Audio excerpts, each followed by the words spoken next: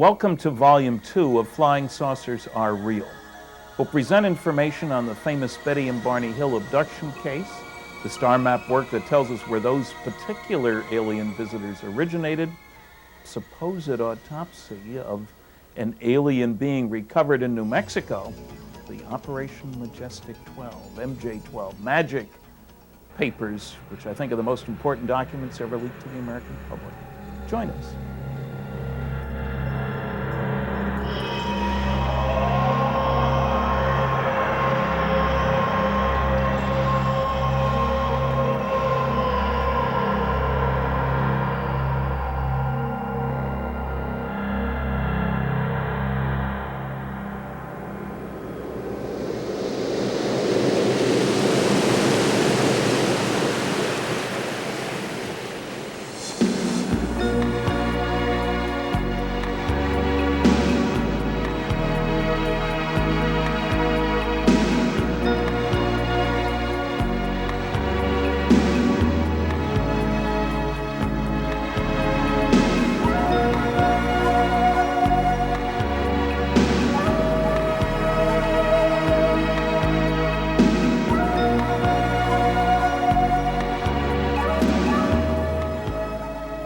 There is no way in the world I can tell you everything you always wanted to know about flying saucers in one program or even 5.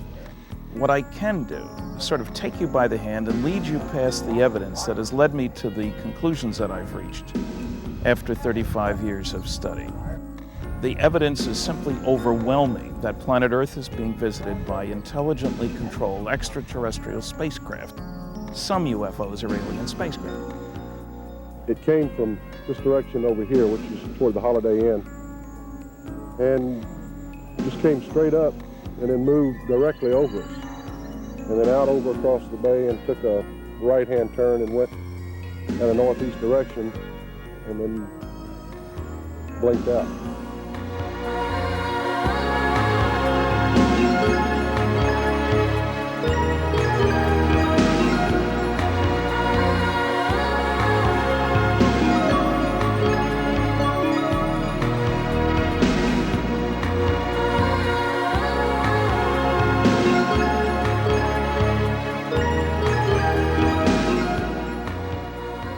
The subject of flying saucers represents a kind of cosmic Watergate.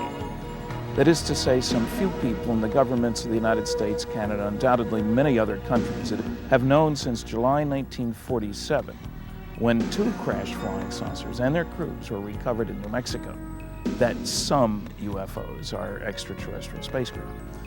Area 51, that mysterious corner of the Nevada test site, is no longer much of a secret. The fact that secretive things go on here is a given, even to the Soviets, who make daily spy flights over the facility to take a peek at what's going on. It's the perfect place for secret things.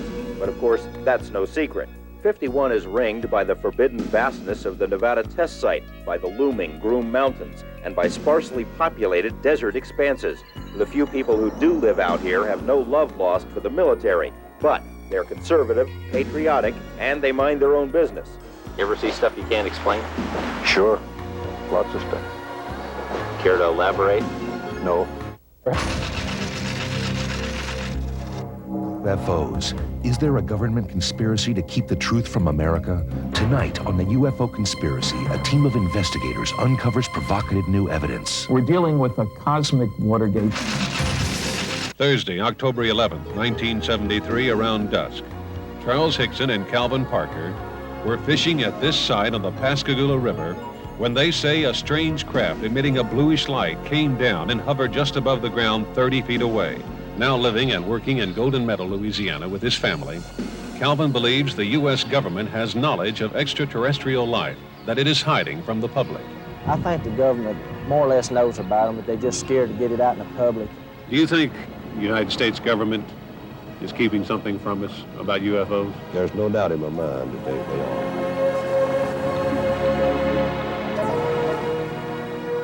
Man is not alone in the universe. He's not alone in the neighborhood. Our future as Earthlings is tied in with space. The time to start thinking in those terms is now.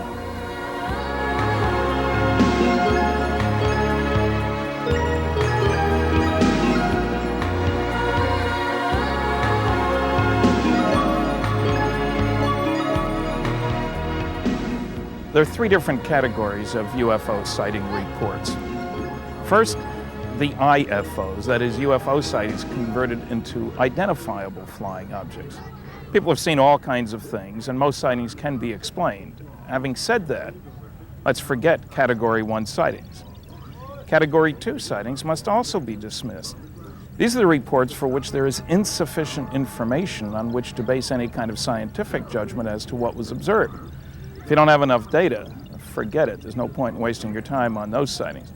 Finally, that leaves us only with the sightings in Category 3.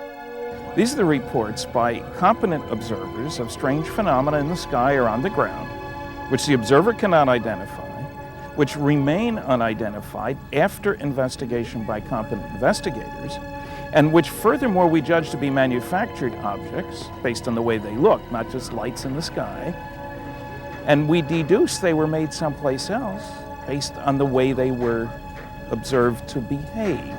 This home videotape was recorded during one of the trips to the Groom Mountains. Okay. Good luck. No way, did you see that move it did? No, I didn't. It went Because like I kept it went, woo, woo. Wow, look how bright it's getting. Look at it now. Bright. Not Here, bright enough for me to get the son of a Here, bitch. hold on, right here.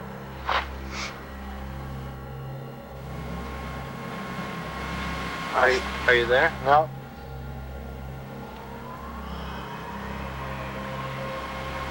It is bright right now. A major point I'd like to make in this program is that every large-scale scientific study of flying saucers has provided us with a substantial number of Category 3 reports. Competent observer, competent investigator, plenty of data, and every indication we're dealing with intelligently controlled extraterrestrial spacecraft.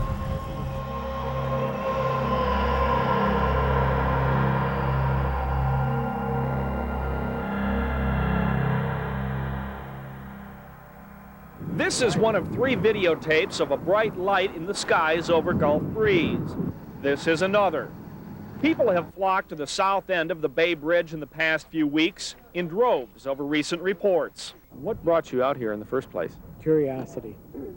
I'm a skeptic and I don't believe in flying saucers. I had to come to see for myself. Well, what do you think now after what you saw? Well, I'm still not convinced it's a flying saucer, but it's not a plane and it's not a helicopter.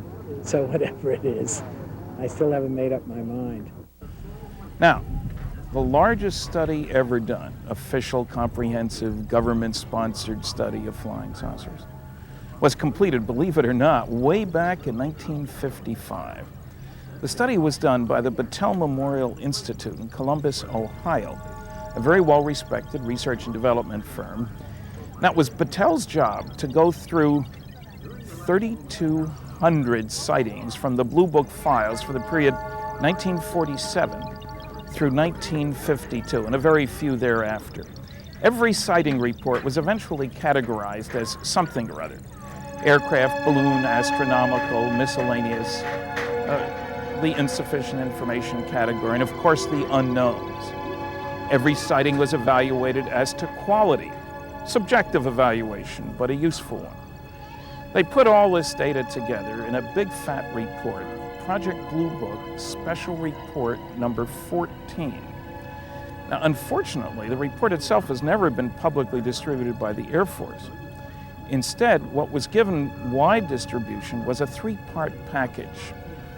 A press release, from which I'll quote in a minute, a supposed summary of this study, and I say supposed because unfortunately it has none of the data from the 240-some charts, tables, graphs, and maps. I don't know how you could call it a summary, but they did. And an official Air Force drawing of sort of a comic book flying saucer. And the thrust of this package was, look, we just finished this huge study of flying saucers. There's nothing to them, but soon we will be building things that look like saucers, and if you see one, don't worry about it, it's ours. That's what the public was told. The United States Air Force, in discharging its responsibility for the aerospace defense of the nation, is called upon to investigate reports of unidentified flying objects. 2 Air Force officers have over the years been very closely associated with this activity. Lieutenant Colonel Lawrence Tacker was formerly the chief spokesman for the Air Force on the matter. And Major Hector Quintanilla is now the chief of Project Blue Book. Major Quintanilla, what are the objectives of Project Blue Book? The objectives of the program are twofold. They're the same as they have been since 1953 when the regulation was written. First of all, to try to determine if the UFO phenomena presents a threat to the security of the United States. And second, to determine if the UFO phenomena exhibits any technological advances which could be channeled into research and development. There's nothing to hide. There's nothing to hide at all. This is a copy of the privately published version of Project Blue Book Special Report 14. It is kind of interesting that the press release didn't mention the title of the report, because surely some reporter would have said, what happened to 1 through 13? They were all classified at that time, and the Air Force certainly wasn't talking about them. Now, in the press release, the Secretary of the Air Force, mind you, Donald Quarles, said, quote, on the basis of this report, we believe that no objects, such as those properly described as flying saucers, have overflown the United States. Even the unknown 3% could have been identified as conventional phenomena or illusions if more complete observational data had been available, unquote. Well, let's look at the categorization of the 3,201 sightings. You'll notice that there are several different categories, psychological aberrations, that's a nice way of saying crackpot cases, but the ones we're interested in are the unknowns. And you'll notice that the percentage of unknowns wasn't 3%, it wasn't 6%, it wasn't 12%, it was 21.5%. 7 times greater than the public was told by the Secretary of the Air Force. I suppose if one were generous, one might say that he wasn't very good at arithmetic. Now, the skeptic at this point might say, hey, wait a minute now, you said earlier that they did a quality evaluation of all those sightings. How do we know that those unknowns aren't just those 2-second observations at 4 in the morning by the town drunks of the world? Perfectly legitimate question. Let's look at the quality evaluation of those same 3,201 sightings. The better the quality of the sighting, because of the background of the observer, the duration of observation, the circumstances, the more likely to be listed as an unknown. Exactly what you'd expect if the unknowns were really something different. Say hello now to Derek from Norfolk. Hello, Derek. Hello, Nick. Hello. What do you believe in? Well, I believe in the UFOs. Do you? I have seen a UFO, actually. I live in Norfolk. I used to be a security guard, so I used to wander around quite a bit at night time. Yes. And remember, at this point, we're dealing strictly with unknowns. Forget all the things that turned out to be Jupiter and Venus and searchlights on clouds and flocks of birds. I mean, the list is as long as my arm. First, what did they look like? Well, typically we're dealing with the unknowns, with apparently round, symmetric, seemingly metallic, disc-shaped objects, definite size, shape, surface texture, things sticking out that might be landing gear, might be antenna, might be decorations. We don't know. Those are interpretations. Typically, but not always, bigger in diameter than thickness, sometimes with a kind of dome, size ranging from, say, 10 feet in diameter up to perhaps 150 feet in diameter. That was the biggest category of unknowns, but there were also some very exciting reports of large cigar-shaped, so-called motherships, into and out of which the little discs fly. Now, with just a physical description of these unknowns, the round ones, the huge mother-shaped objects, the huge cigar-shaped mother vehicles, we have no basis at all for saying these things come from off the Earth. Why not? Well, because there are at least 50 different companies down here on the surface of this planet that could build things that looked as I described. They built a lot of the stuff that's here at the Space Center. You know, Lockheed, NASA, Rockwell International, under contract to NASA, Boeing, and a bunch of other companies. It's only when we add into the picture the behavior of these unknowns that we're suddenly forced to concede that we're dealing with something of extraterrestrial origin.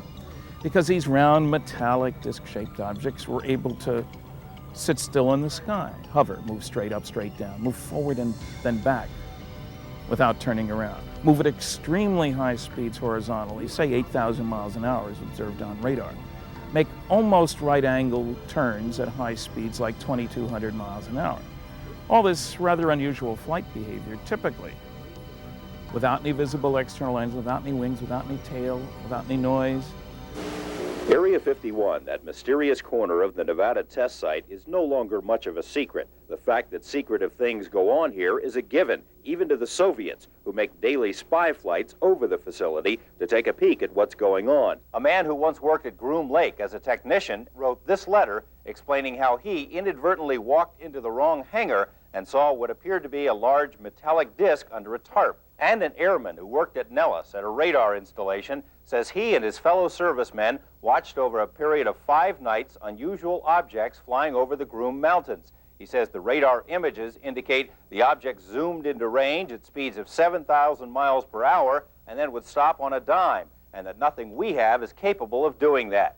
The airman says that when word of his sighting got out, he was ordered to turn off his radar sensors for that area and told to keep quiet about the matter because it did not happen. And I submit to you that back in the early 50s, there was no company on the surface of this planet that could, in quantity, because people often reported seeing whole flocks of these things, that could in quantity build things that both looked as I described and acted as I described. Because if they could, we Earthlings would no longer be building F-16s, 17s, 18s, MiG-29s, Mirage 5. The single most important thing about a flying saucer, from any government's viewpoint, is the potential for utilization of the technology for military purposes. Major Quintanilla, what are the objectives of Project Blue Book? First of all, to try to determine if the UFO phenomena presents a threat to the security of the United States. And second, to determine if the UFO phenomena exhibits any technological advances which could be channeled into research and development. Since we are still building F-16, 17, 18s, MiG-29s, Mirage 5, then what people saw back then wasn't built here on Earth. And if it wasn't built here, it was built someplace else.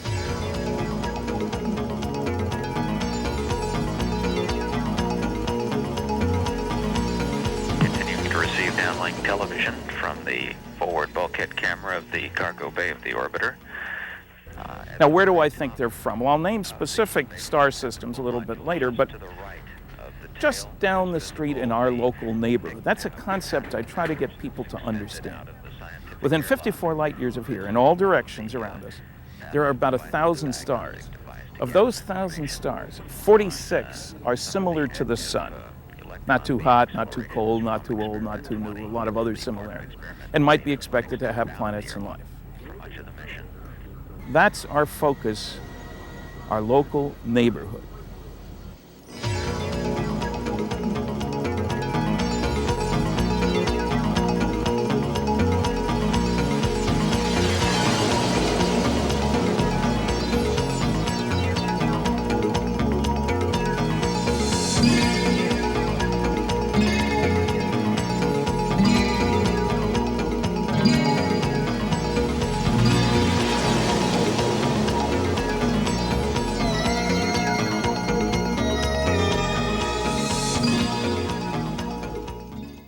Well, joining me now are eminent scientist and believer in extraterrestrial intelligence, Stanton Friedman. Stanton, if I can start with you, you are a nuclear physicist. You have your feet very firmly on the ground as a scientist, yet you believe in UFOs. How does this come about? It's very easy, since 2/3 of the people who express an opinion about flying saucers say they're real, and the greater the education, the more likely to believe they're real. It would be surprising if I didn't. It comes because I've spent 38 years collecting evidence, reviewing data. I've lectured at 600 colleges. I get lots of feedback. I've published 70 papers. That gives you more feedback. I do a lot of investigation. It's unlikely that anyone who's ever seen these photos will forget them. Odd shapes in the sky, accounts of laser-like blue beams, descriptions of alien creatures, and close encounters over the road. And even though I had the photos right there in front of me and he was telling me all this, it was still hard to accept because things like that just don't happen, A, in Gulf Breeze, and B, to us. Burbank Tower, this is American Flight 812. Over. That's nothing from this world. You suppose the passengers saw it? I doubt it. Most of them are asleep. But it was quite a jolt, Jeff. I'll check. Good. We'll get it ready for landing. And keep it quiet until we get instructions. Right. Okay, Danny. We normally think of courage in spaceflight in terms of how brave anybody was to get on the top of this rocket with all that propellant sitting below you, or any of those others, crammed. Who knows what's going to happen? Our jet jockeys who take their chances in very sophisticated, unforgiving equipment. There's a different kind of courage that's required. That's the courage to fight for your ideas. What we find is that every step along the way, the guys with the new ideas were being hit on by the guys who say it can't be done.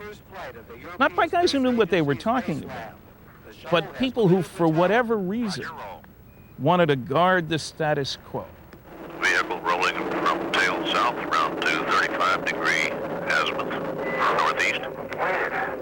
Something about your flight? Yeah. What happened, Jet?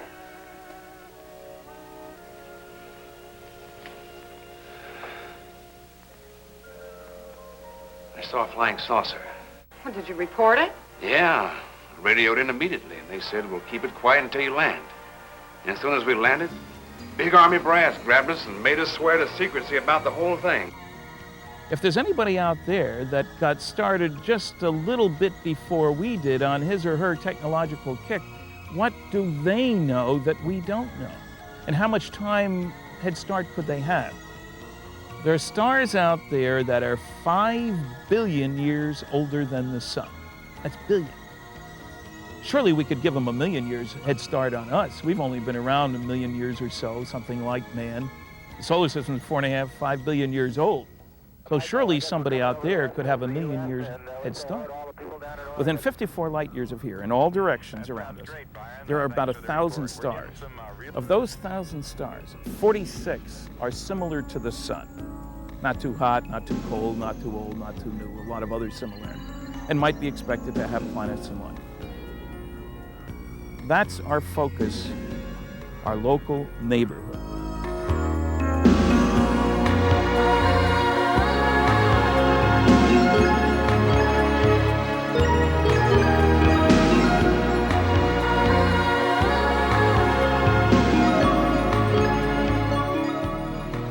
Alleged abductions of humans by aliens have been around since the early 1960s. Betty and Barny Hill, a middle-aged New Hampshire couple, were reportedly snatched up by aliens in a flying saucer and eventually had their memories blocked. Since their case was made public, thousands of others alleged abductions have been reported all over the world. This is Betty and Barny Hill. It's a very famous case, took place in 1961. There's a whole book, The Interrupted Journey, television movie, The UFO Incident, starring James Earl Jones. It was September 19th, 1961. Betty and Barny were driving home to Portsmouth, New Hampshire, which is on the coast between Portland, Maine, and Boston, from Montreal. Driving through the White Mountains late at night, nobody around. Betty spots a strange object. Barny was driving. She's looking out her side. A light in the sky, moving, following the contour of the mountains. And she watched it for a while. She wasn't going to say anything. Suddenly, we began to see a strange light in the sky, which was maneuvering in a very erratic pattern. This light began flying along beside us and did this for about 30 miles until we came to an area known as Indian Head. Took the binoculars, they're bird watchers, took the binoculars out of the glove compartment, looked over at it, and it was strange, and it was moving in a strange fashion. Finally, she worked up enough courage to tell Barny. It's late at night now, after midnight. Barny, there's a flying saucer out there. Oh, Betty, there are no flying saucers. It must be an airplane. He looks, probably a Piper Cub. Don't worry about it. You know what a Piper Cub's doing up there at 1 in the morning, I don't know, but she says, Barny, it can't be. Look at it. Look how it's moving. Look at the lights. Oh, maybe you're right, Betty. It must be a helicopter. A helicopter. There are no flying saucers. And they talk quietly as they're heading south in the valley. This is following the hills. And suddenly it moves out across the road. And at that place, this light left the top of the mountain, came out over the highway, and stopped in midair directly in front of us. Barny jams on the brakes, gets out of the car. He's bound and determined. He's going to prove to Betty there's nothing strange about that strange thing out there. In the first place, it's sitting still. It's just hovering. Less than 200 yards away, he estimates, 60 to 80 feet in diameter, just sitting there and no sound. Sitting there. No visible external engines, no wings, no tail, no blinking red and green lights. He cranks up the binoculars. There's a double row of windows there. He's moved out away from the vehicle now. Suddenly, he gets scared because on the other side of the windows, looking back at him, are some strange-looking beings. He panicked and he ran back to the car saying they planned to capture us and we had to get out of there. And we went speeding down the highway. He burns rubber. He's getting out of there.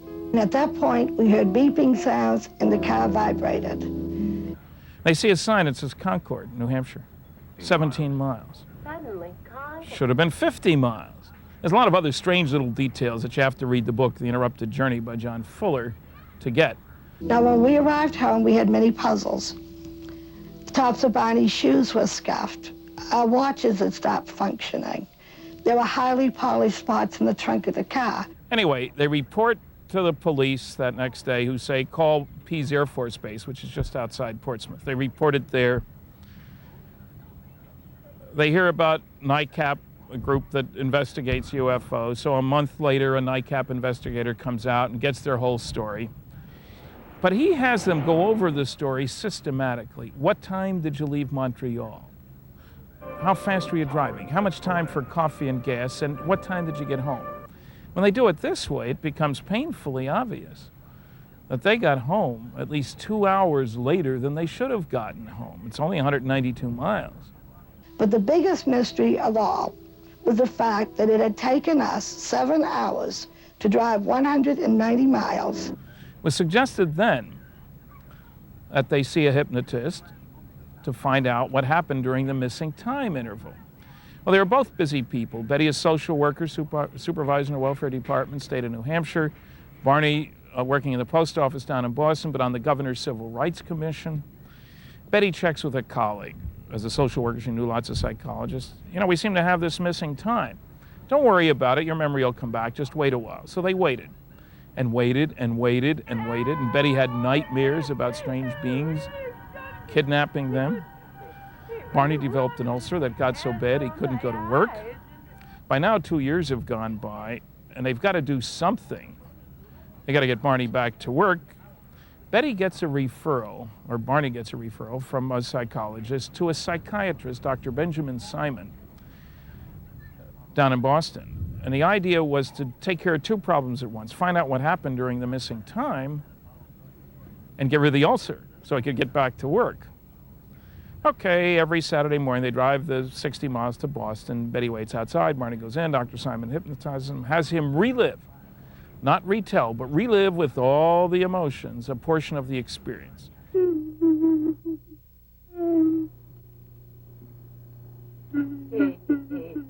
He tapes it, induces amnesia at the end of the session, so Barny won't remember what he said, can't talk to Betty about it, calms him down. Some of these are pretty powerful sessions.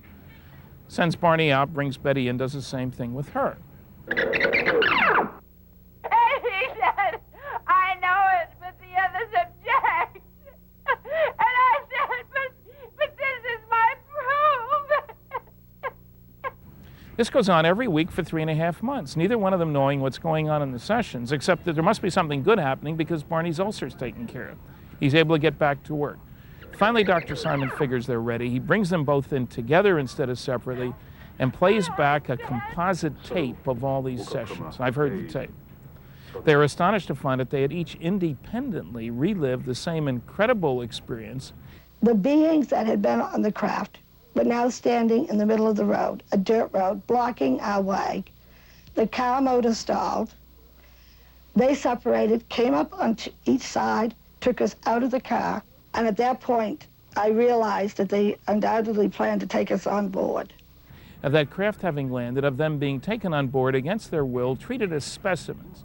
Stick a needle here, scrape a little skin there.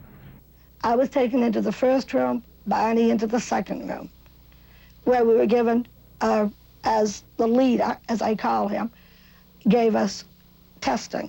No religious messages, no trip anywhere. Our examinations were very much similar in that with both Barny and I, they checked our eyes, ears, nose, throat, took samples of our hair, fingernail, and they scraped our skin.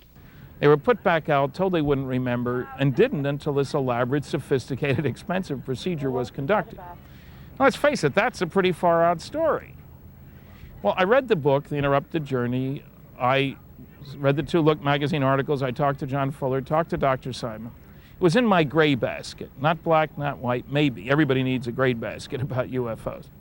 And then I had the lucky opportunity in November 1968 to spend 4 hours with Betty and Barny, just the 3 of us, in Pittsburgh, where I was living.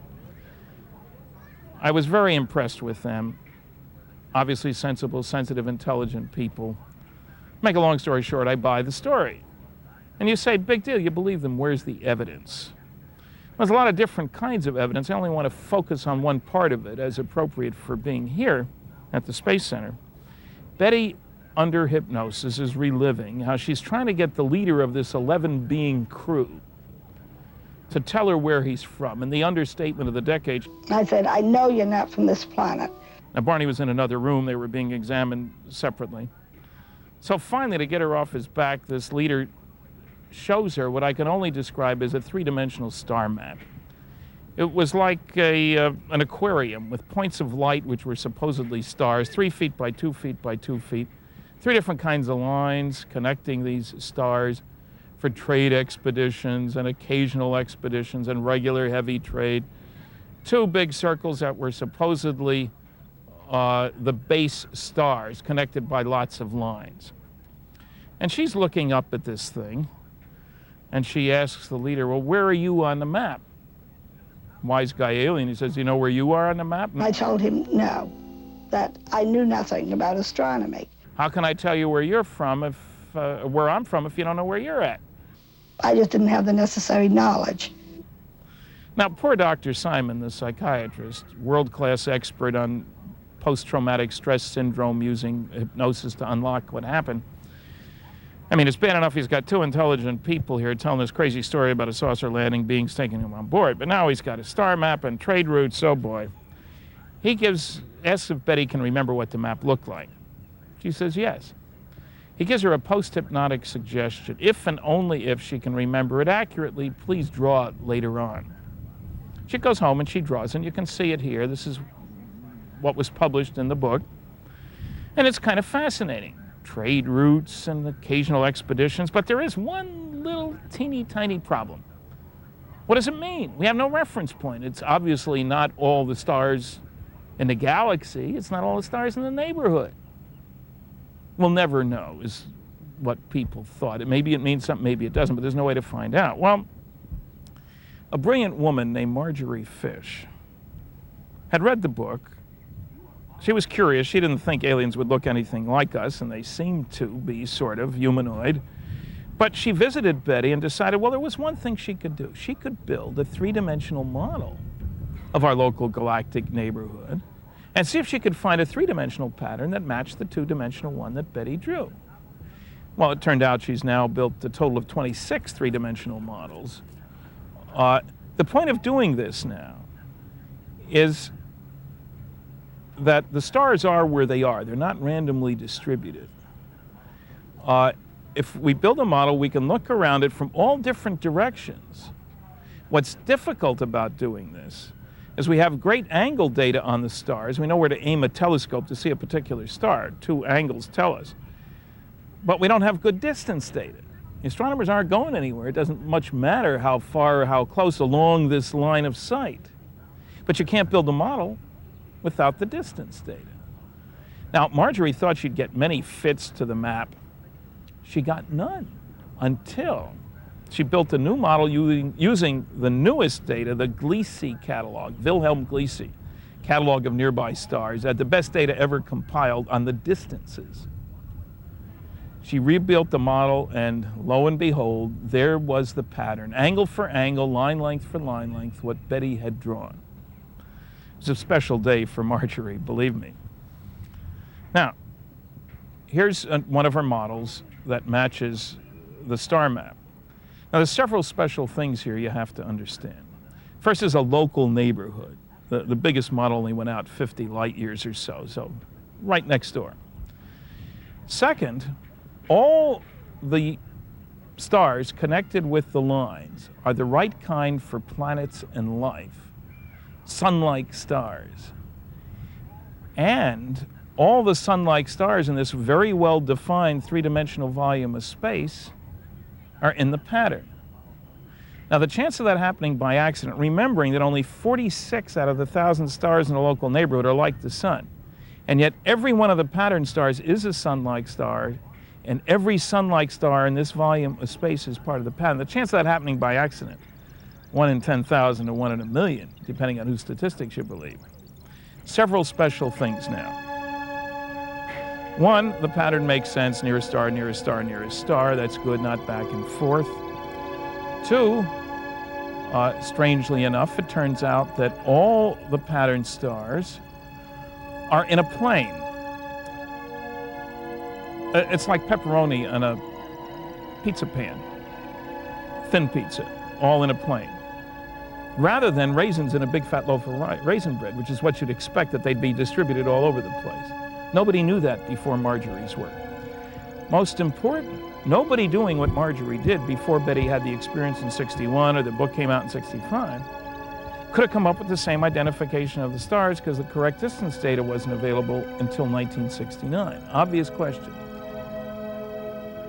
Where did Betty, a social worker who knew nothing about astronomy, get the right information as to where the stars were in 1961, when nobody on this planet had that information at that time? The only possible explanation is that it came from somebody from off the Earth.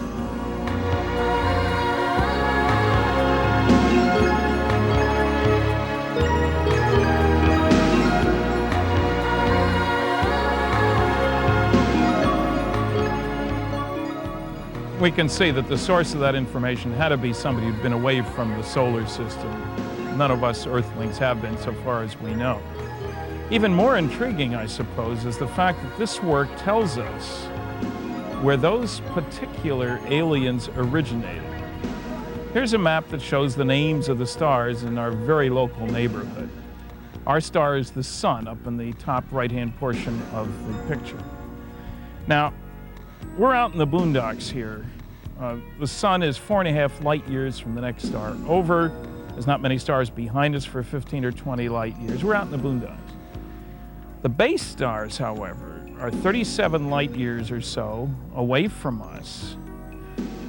Zeta 1 and Zeta 2 reticuli, that's the Greek letter Zeta, and the constellation Reticulum. You can't see it from here. You've got to go down the equator or below. These two stars, Zeta 1 and Zeta 2 reticuli, are only a few light weeks apart.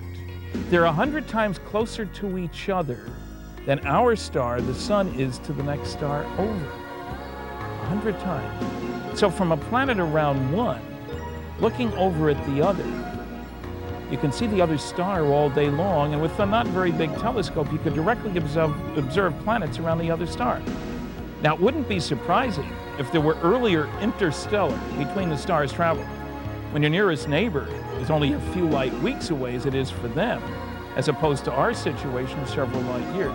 Especially when I tell you one of the key features about this star, these two stars, is that they're about 1 billion years older than the sun. Billion with the B.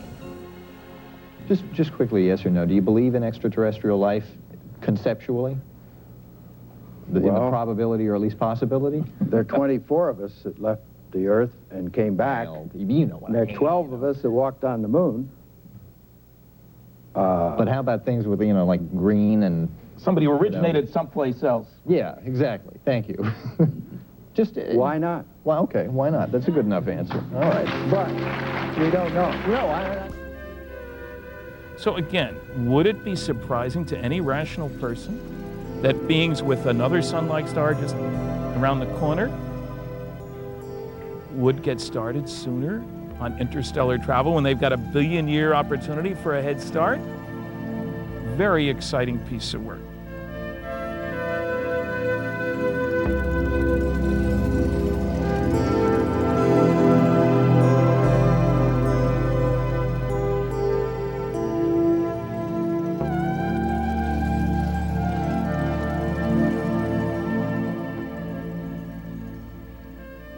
I received a copy of the radar report from Pease Air Force Base, where they had tracked an unidentified craft at 2:14 a.m. Just about the time we estimate that the UFO left. We went back and we found the spot where we were captured. It was not a fantasy. It was a real experience. And I believe that I have enough evidence to establish that.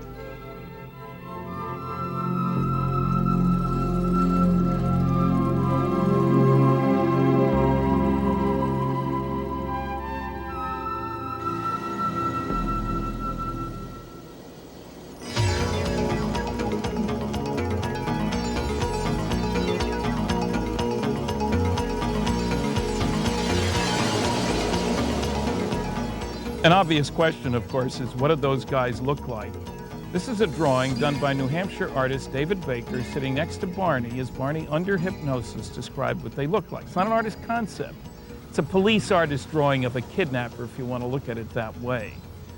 Here is a sculpture done from a bunch of drawings like the ones you just saw. Your typical little gray man, or typical zeta reticulum, whatever you want to call him. 2 arms, 2 legs, a head and a body, skull bigger in proportion to the body than ours, big eyes, practically no nose, mouth, ears. Typical alien. Not a cross between a giraffe and a zebra. The science fiction writers are much more imaginative than the abduction witnesses. Remember now, this is one of hundreds of cases that have been carefully investigated of abductions. It's happening. Whether we like it or not is beside the point. The evidence suggests, beyond any doubt, as far as I'm concerned, that we're being visited by some form of intelligence which is higher than ours, and some kind of technology which is higher than ours, and it is able to pick up human beings at will as objects of study, the way we might a lesser species. To admit all of those things as possibility, as a real possibility, is to be staggered. So we keep it at arm's length conveniently. The evidence is simply overwhelming that planet Earth is being visited. Now, you got to ask the right question. I'm certainly not saying all UFOs are alien spacecraft, any more than all isotopes are fissionable. So you'd accept that lots of UFOs are, in fact, imaginary and people sort of... Most isotopes aren't fissionable either. Most people aren't 7 feet tall, but the basketball coach says, give me the guy who is. I don't care about the midgets of the world. Okay. Let's just set it up. You're a very successful builder, contractor in Gulf Breeze, making good money, and one night in November of '87, you see an object. Right. I had no inclination as to what that day might bring. It was Veterans Day, 1987. I'd come home and was wrapping up my business for that day, sitting in my office, looked out the glass picture window over my desk in my office, and a light caught my eye through the pine burrows of some trees out in my circle driveway, and lo and behold, I couldn't figure, what is this thing? There's a glow there, what is this? And it was obscured by the trees, so I was curious enough, so I got up and went to my front porch. Got a little bit clearer look at it, and just the adrenaline starts flowing because you realize immediately you're not looking at something of our technology or technology that you think that we might possess.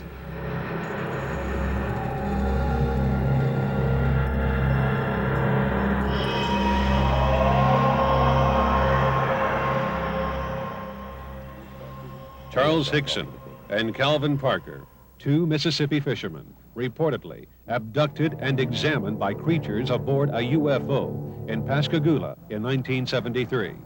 A doorway appeared and 3 creatures floated toward them. They just seemed to glide outside, and one right behind the other, and there was 3 of them. Area 51, that mysterious corner of the Nevada test site, is no longer much of a secret. We have communicated with several people who say they know of the saucer program. A technician in a highly sensitive position told us it is, quote, common knowledge among those with high security clearances that recovered alien discs are stored at the Nevada test site. A Las Vegas professional who once served in the military and was stationed at the test site says he saw a flying disc land outside the boundaries of Area 51. The best paper by far, in my opinion, was one by the late Dr. James E. McDonald. Jim was a professor of physics at the University of Arizona, and initially a skeptic about flying saucers, as I was too, until I looked at the evidence. Jim personally interviewed over 500 witnesses. And these were almost all pre-screened cases, so he spent his time on the unknowns rather than the knowns, which is the way to do it if you can manage. To make a long story short, he concluded that this is the most challenging scientific problem of our time, that some UFOs are of extraterrestrial origin, and that the Air Force Project Blue Book effort, at least, was completely inadequate from a scientific viewpoint. But he went a step farther. He presented information on 41 separate cases, subdivided into 6 groups, each group dealing with the typical objection of the debunker. You've probably heard them all. How come they're never seen on radar? Gives you half a dozen good radar cases. And an airman who worked at Nellis at a radar installation says he and his fellow servicemen watched over a period of 5 nights unusual objects flying over the Groom Mountains. He says the radar images indicate the object zoomed into range at speeds of 7,000 miles per hour and then would stop on a dime, and that nothing we have is capable of doing that. Why aren't they ever seen over big cities? Gives you a bunch of big city cases.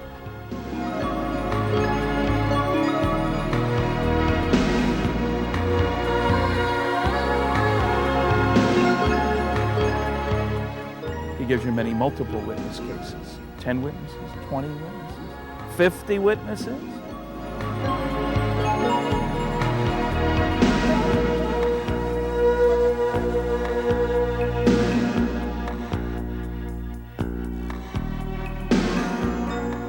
Well, how come they're never seen by the professionals who watch the sky?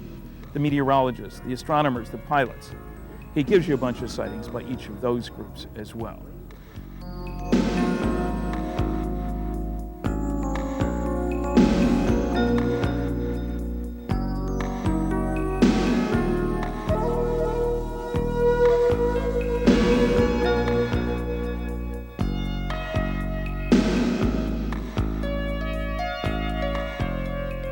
So you can raise any of those objections you wish, but please don't reach a conclusion until you've studied the evidence.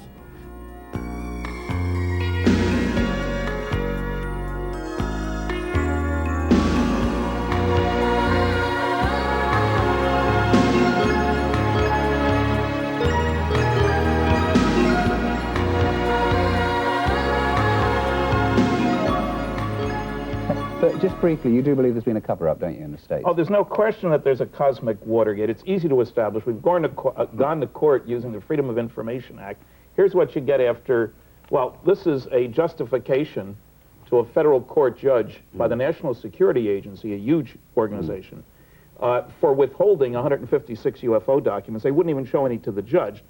This is their affidavit to him, and that's not the only page like that, you can see. All blacked out. 75% blacked out. Here's what I got from the CIA under Freedom of Information about UFOs. 5 years to get that very exciting document. Look, Stanton, we're going to have to leave one equally exciting. Oh, yeah, I've read that one, but not the other one. We're going to leave it. On January the 13th, a Friday appropriately, on an English talk show, Nick and Ann, a British rock musician named Reg Presley, no relation to Elvis, startled the world by saying that he was aware of 15 reels of 10 minutes each of 16mm footage shot of autopsies and wreckage relating to crashed flying saucers in New Mexico. Incredible news. He hadn't seen much of it, and it belonged to a man named Ray Santilli. Last year that some tantalizing pictures were released. Black and white grainy footage showing an alien autopsy. The debate about whether they're genuine or not is still raging. The footage was first seen in this country last August in a Channel 4 documentary called The Roswell Incident. It told the story of a UFO that crash-landed in New Mexico in 1947. This was one of the most important events in UFO history.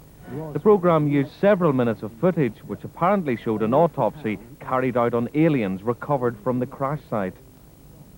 The footage was brought to light by a video producer called Ray Santilli.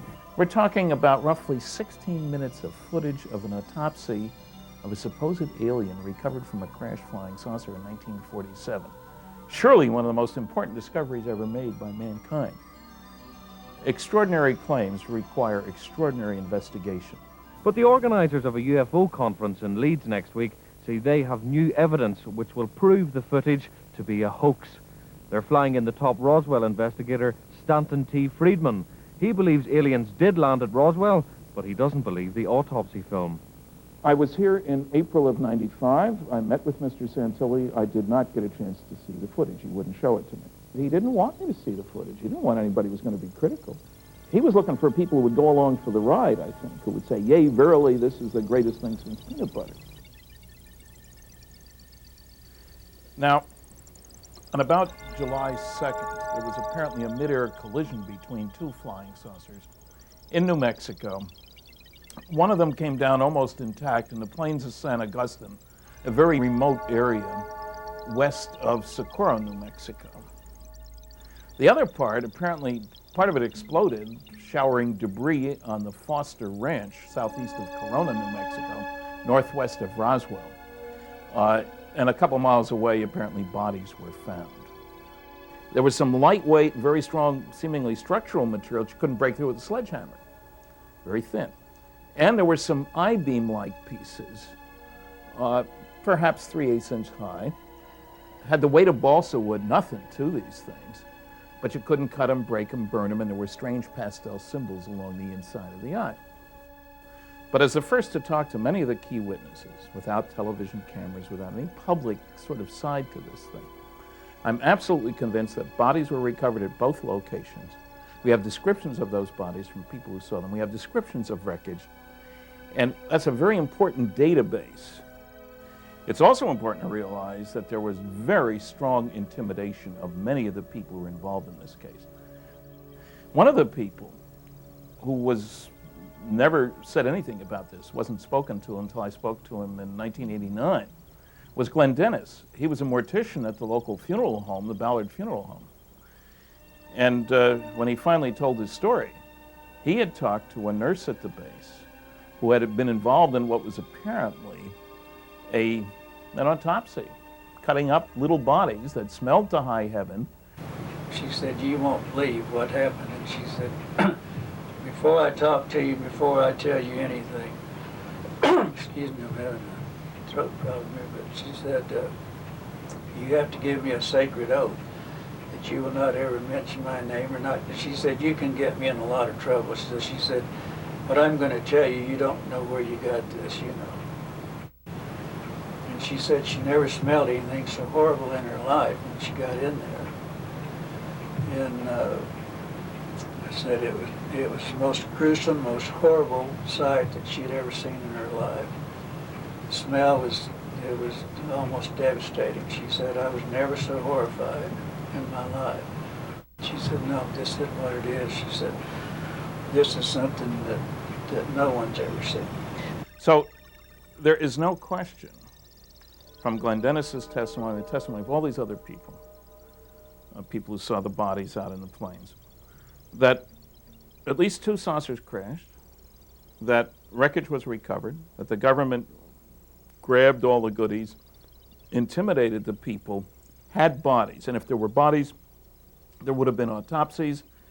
And if there were autopsies, there certainly would have been footage, film footage shot. Friedman was the original investigator at Roswell and has been researching the incident for over 20 years. He thought the autopsy film could be important, but when he finally saw it, he was unimpressed. The main reasons I was disappointed when I saw the footage. One, the body didn't look like any alien I'd ever heard described. I have 2 separate testimonies as to what the bodies from the Roswell crashes looked like.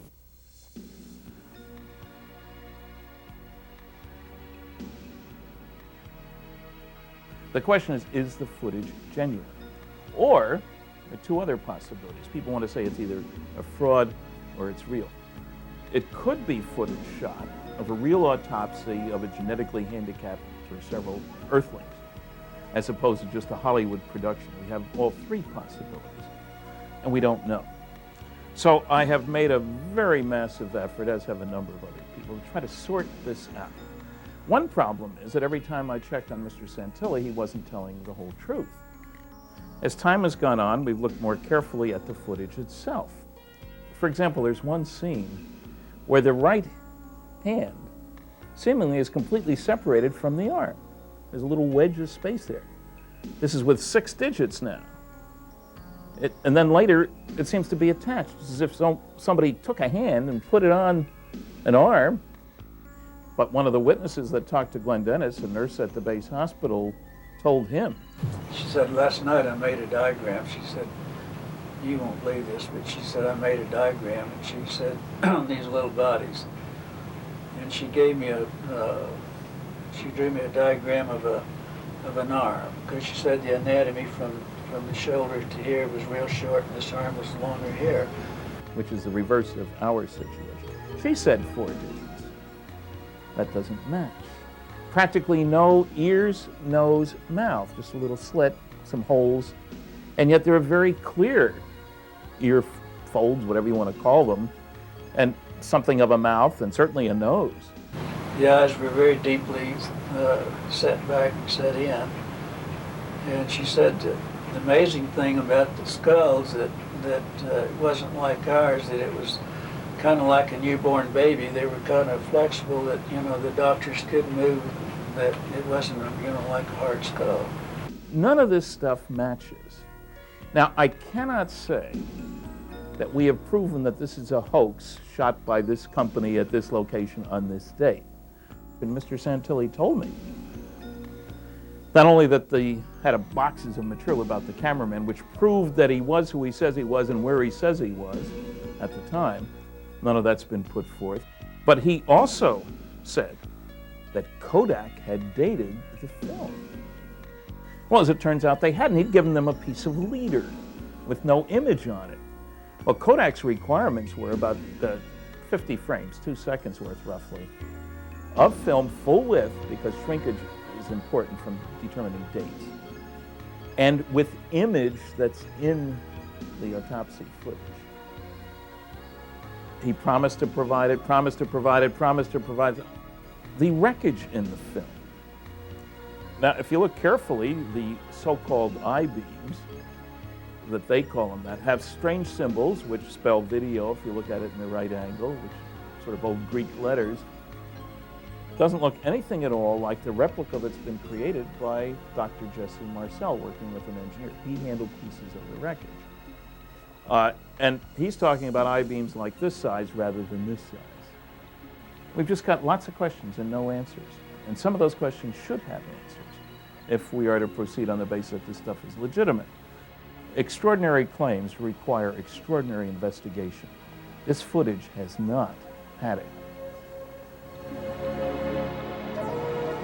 Well, I don't know why you're skeptical about everything. Well, people ask me, how can you talk about flying saucers if you haven't seen one? And I tell them I've been talking about neutrons and gamma rays for 38 years. I've never seen one of those either. Yeah. Well, they're real. I've never seen Sydney, Australia. Yeah. It's just briefly, you do.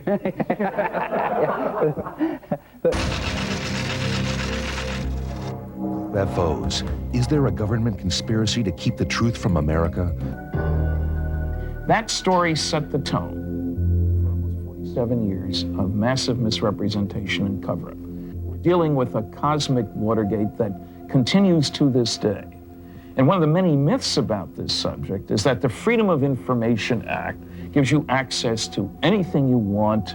There can't possibly be a cover-up that would extend that law. A group of us called Citizens Against UFO Secrecy went after the CIA. We want your UFO stuff. They said, we don't have any, go away. We appealed, they denied, we go to court. Judge says, do a search. They come back to court, they'd found 239 UFO documents. In the early 1990s, there was a great deal of discussion about Roswell. New books came out, more witnesses came forward. And as a result of this, many people in New Mexico wrote Congressman Stephen Schiff. He's based in Albuquerque, seeking the truth about Roswell. And he wrote requests for information from the Secretary of Defense, got no answer. Wrote again, got no answer. Finally, a third time, his request was referred to the Air Force Liaison Office, and they just kind of casually brushed him off by saying, check, we've referred your request to the National Archives. So he's getting a runaround. Congressmen aren't accustomed. They ask for a briefing. Normally they get it. So because he sits on the Government Operations Committee of Congress, he was talking to the General Accounting Office, Congress's investigative arm. And they were talking about other matters. Is there anything else that we can do for you? And he mentioned, well, he'd sure like to stop this runaround that he was getting from the Air Force. Well, let us look into it. The GAO, its mandate. Look around all the possible government agencies, find out where their records are located, and see what you can find out about Roswell. So as a massive effort, they sought information from the Air Force, from the CIA, from all kinds of other agencies. And you have to locate records, not always easy. The Air Force, in its infinite wisdom, decided to take the GAO initial challenge. They did go to the Air Force and said, we need to look at all your records relating to what might have happened there. In 94, September 8th, 1994, long before the GAO report was out, it was still working on the report, the Air Force put out its own report, a preemptive strike. What a strange report. And it was only 25 pages long or so, by Colonel Richard Weaver, who actually has taught courses in disinformation, which seems very appropriate here. Now, in effect, what they say in this report then was that, well, we did lie back in 1947. It wasn't the radar reflector from a weather balloon. What it really was part of a mogul balloon, super secret, highly classified project. As if this was supposed to be some kind of a revelation. Well, those of us who've been involved, I've been working on this since 1978, know very well about Project Mogul. The Air Force, of course, didn't talk to all of the witnesses. They made it sound like they did. They didn't talk to Major Marcel's son. He's still alive. Medical doctor, pilot, flight surgeon. He handled pieces of the wreckage. They didn't talk to the rancher's son. He was out there on site, found pieces of the wreckage. He handled them. Didn't talk to him. Didn't mention that they didn't talk to him. Didn't talk to the neighbor to whom the rancher had shown pieces before he even talked to the military. I mean, the Air Force has a long history of massive misrepresentation about flying saucers, dating right back to this incident, but many times afterward, and saying false and misleading statements. There's nothing to hide. There's nothing to hide at all. There's nothing to hide. There's nothing to hide at all. The Air Force also, they referred in this 25-page report to all these attachments about Project Mogul, as if this was some big deal somehow. In several of the attachments, I managed to get hold of copies. They weren't distributing them. I know a television crew that was at the Pentagon wanted to get access to the attachments. They wouldn't let them into the library to do that. There's nothing to hide. There's nothing to hide at all. The Air Force said they had the CIA look at the pictures as if they had suddenly discovered these pictures. I found them in 1979 in Texas. Pictures of General Ramey with wreckage in his office. Him and Colonel Dubose with wreckage in his office. It's phony wreckage. And so we're dealing here with massive misrepresentation. Now, later, it is interesting, the GAO finally put out its report. It was kind of a disappointment. Congressman Schiff got it July 29th, 1995, put it out that very same day. They listed a number of government agencies from whom they had sought material. They hadn't found anything, basically. That's important for one reason, anyway. They acknowledged, and Congressman Schiff, to his credit, pointed it out, that one of the things that was missing were the outgoing messages from the Roswell Army Airfield for a 2-year period, including the time of the crash. And nobody knows why that material was destroyed or what was in it. Buried in this GAO report, unfortunately, is clear that they asked the government agencies, CIA, FBI, and so forth, to look in their Freedom of Information files. If there'd been anything solid in those, we'd have known that a long time ago. Did the Freedom of Information Act provide the information windfall researcher Stanton Friedman was looking for? Hardly. You can read 8 words on this CIA UFO document, and they're not very useful words. doc reference, info location, stuff like that. Now, these guys have a weird sense of humor.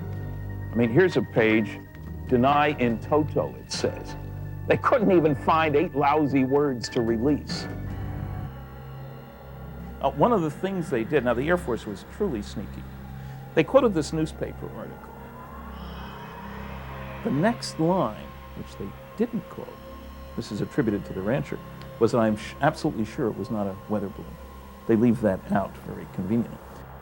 We've had our 2 years of waiting. The question hasn't been solved, certainly not by the Air Force. The GAO report was inadequate and incomplete. And the American people and the American Congress are still being lied to. Charles Hickson and Calvin Parker, 2 Mississippi fishermen, reportedly abducted and examined by creatures aboard a UFO in Pascagoula in 1973. Do you think the United States government is keeping something from us about UFOs? There's no doubt in my mind that they are.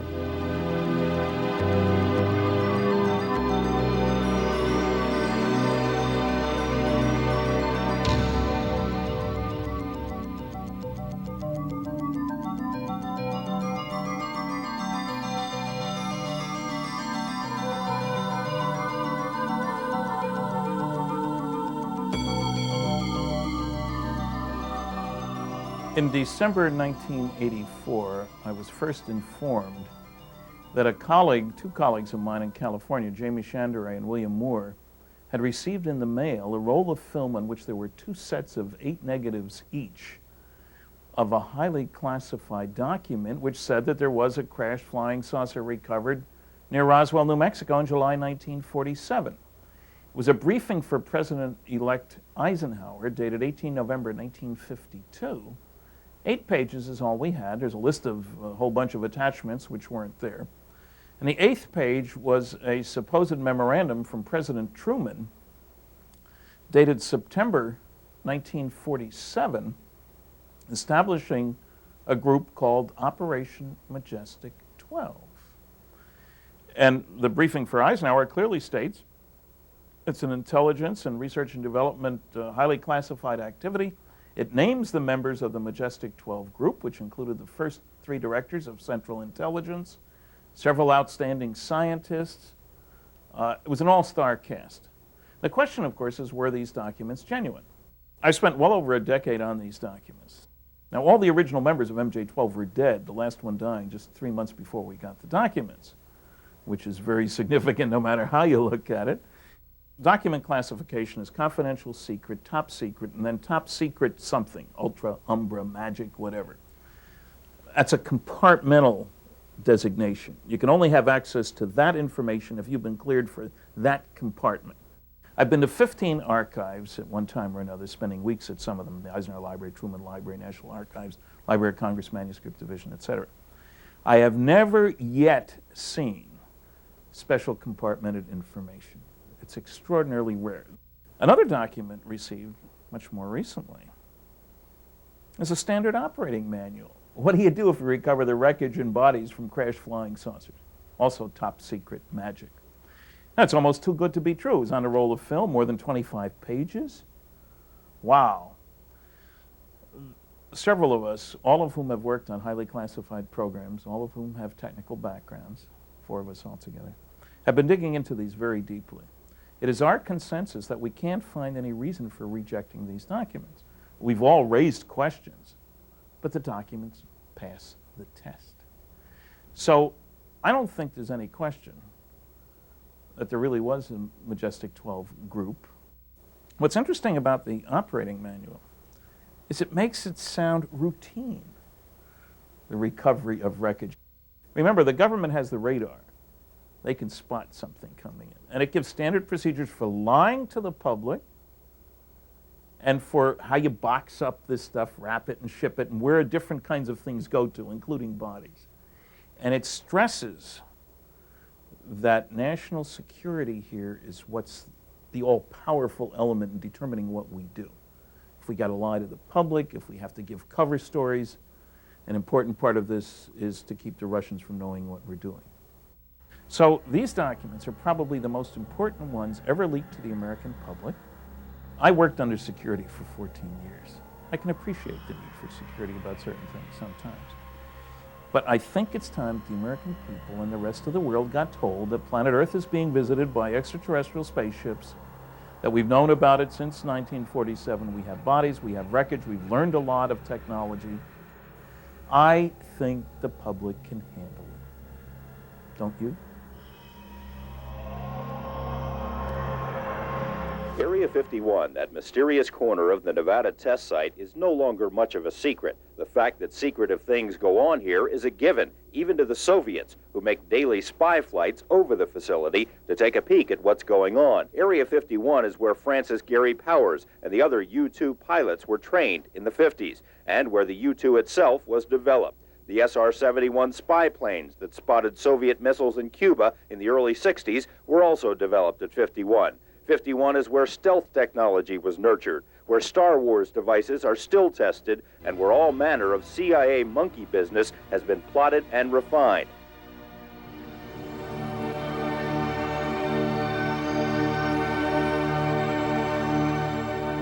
And I feel that there's absolutely no sign of a hoax, that the photographs are genuine, that the witnesses are telling the truth, and that this presents probably the best, without any doubt, the best photographic evidence in 40 years of UFO investigations.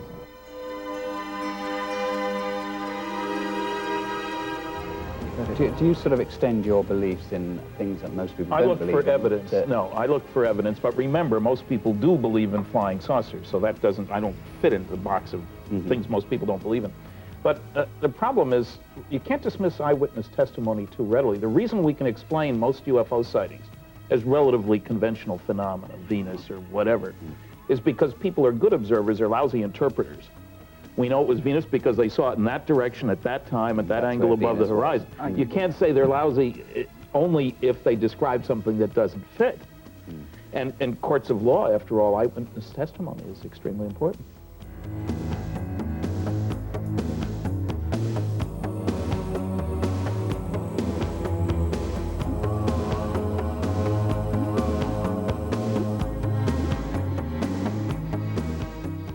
I have no reason to believe that this film is that of an autopsy of an alien recovered anywhere, no less New Mexico, in 1947. The body, the wreckage, the story, there is no validation whatsoever.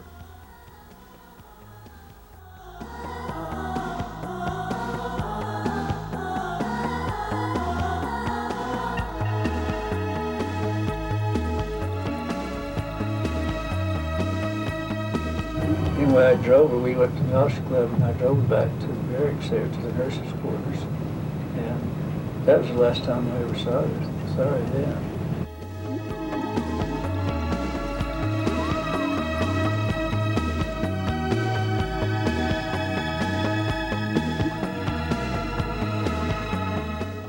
This is the most fantastic story I've ever heard. And every word of it's true, too. That's the fantastic part of it.